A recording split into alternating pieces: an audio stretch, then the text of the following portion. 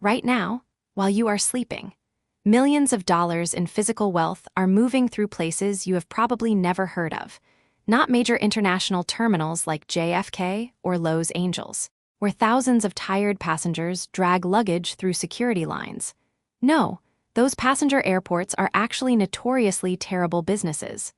Stuck dealing with delay compensations, massive customer service operations, and volatile ticket pricing. The real money.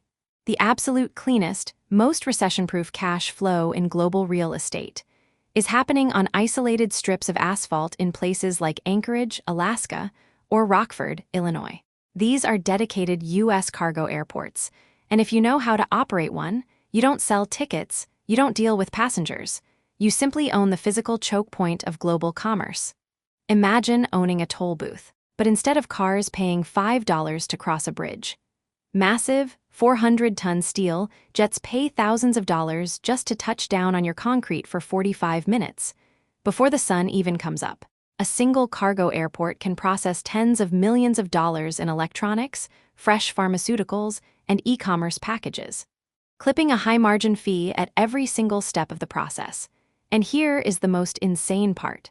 Once a logistics giant builds its sorting hub on your land, it is almost impossible for them to ever leave. Think about that. What other business on Earth can lock in billion-dollar tenants on 30-year leases with virtually zero risk of them moving next door? Because, let's be honest, you can't just go build a competing airport across the street. The federal permits alone take decades. The land requirements are staggering. And the upfront capital costs create a barrier to entry so massive that it effectively creates a legal monopoly. So, how do these invisible economic cash machines actually generate their wealth? Where are the hidden profit drivers hiding in plain sight? And what does it actually take to own one? Let's start with a massive misconception. Most people assume airports make their money from airplanes, but in the cargo world, the airplane is merely the hook. When a fully loaded freight plane lands, the airport collects what is called a landing fee, typically calculated per 1,000 pounds of maximum takeoff weight. A heavy cargo jet landing can instantly generate several $1,000s in raw revenue the second its wheels hit the runway. But that is just the entry fee to the carnival. The real monetization engine starts the moment that plane taxis off the main runway and onto the apron. You see, an airplane sitting on the ground isn't making money for the airline.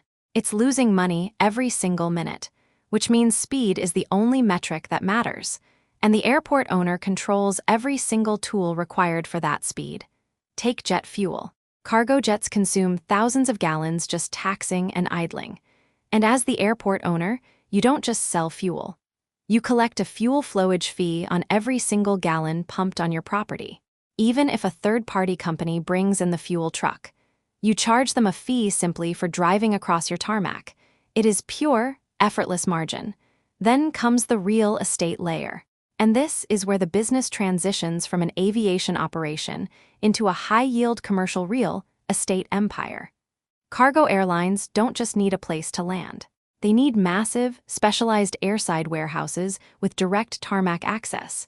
Building a warehouse is cheap, but building a warehouse attached to an active, FAA-certified runway is one of the rarest real estate assets on planet Earth. You lease this land out, not by the month, but through multi-decade contracts that guarantee steady, inflation-adjusted cash flow regardless of what the broader economy is doing.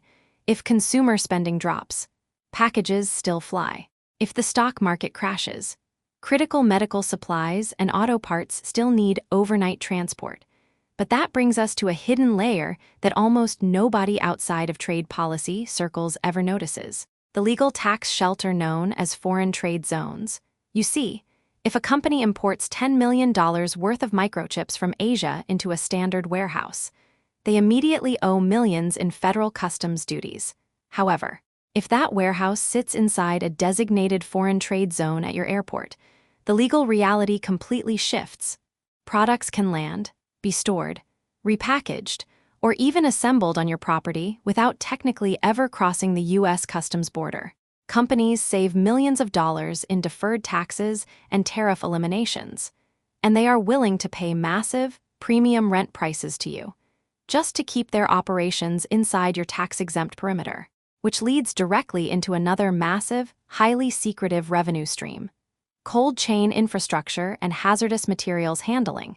Moving standard boxes is lucrative, but moving temperature-sensitive biological drugs, live organ shipments, or high-density lithium batteries requires specialized airport certifications. A single hour of refrigeration failure can destroy a $20 million pharmaceutical cargo batch. So airports with ultra-specialized climate-controlled ramps charge astronomical rates for guaranteed airside transfer times. You aren't just selling space or concrete anymore. You are selling risk mitigation, and megacorporations will pay almost any price to guarantee their cargo doesn't spoil. Then, there is the arbitrage play happening on the land side, the intermodal bridge. A cargo airport is useless if packages cannot leave the property instantly, which means the smartest owners don't just control the tarmac. They acquire the land surrounding the airport for rail spurs and truck staging terminals. Every single semi-truck that drives onto your property to pick up air cargo pays staging fees, parking access fees, and toll charges. You effectively collect a tax when the cargo arrives by air, a tax while it sits in the warehouse, and another tax when it exits by truck, turning one package into 3 distinct toll booth events. But that brings us back to a crucial question. If these operations print money, why isn't every real estate investor buying up runways? Because beneath this smooth operational surface lies a brutally expensive, high-stakes cost structure that can destroy an unprepared owner. First, the capital expenditures are staggering. A single runway renovation can easily swallow $50 million. And unlike a standard commercial building where a crack in the parking lot is just an eyesore, a crack on a cargo runway can destroy a multi-million-dollar jet engine or cause a catastrophic crash. The maintenance isn't just routine. It is continuous, hyper-regulated, and relentlessly expensive. Specialized friction testing vehicles must constantly sweep the asphalt. Massive snow-clearing fleets costing millions of dollars must keep runways clear in sub-zero blizzards. Because if the runway closes for even 2 hours, the supply chain breaks. And when the supply chain breaks, the legal liabilities are staggering. Then there is the regulatory wall. Running a cargo airport means dealing with a dense maze of federal agencies, from the FAA overseeing airspace and infrastructure, to Homeland Security and Customs enforcing strict perimeter security. Every single worker, every vehicle, every crane, and every fence line requires rigorous clearance and constant auditing.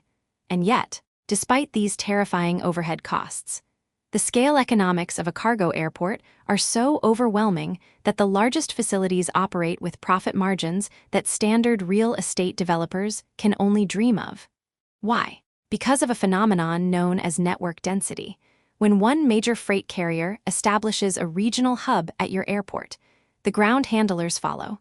When the ground handlers arrive, cold storage operators build facilities. When cold storage exists, pharmaceutical companies move in. Suddenly, your obscure piece of asphalt becomes an irreplaceable ecosystem, a logistics node that an entire regional economy depends on to function. At that point, the switching costs for your tenants become impossibly high. Moving to another airport would mean rebuilding hundreds of millions of dollars in infrastructure and disrupting supply lines for years. They are completely locked in, and as the owner, your pricing power becomes almost absolute.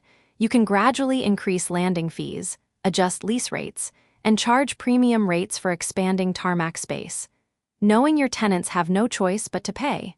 So, where is this hidden industry heading as we move further into the future?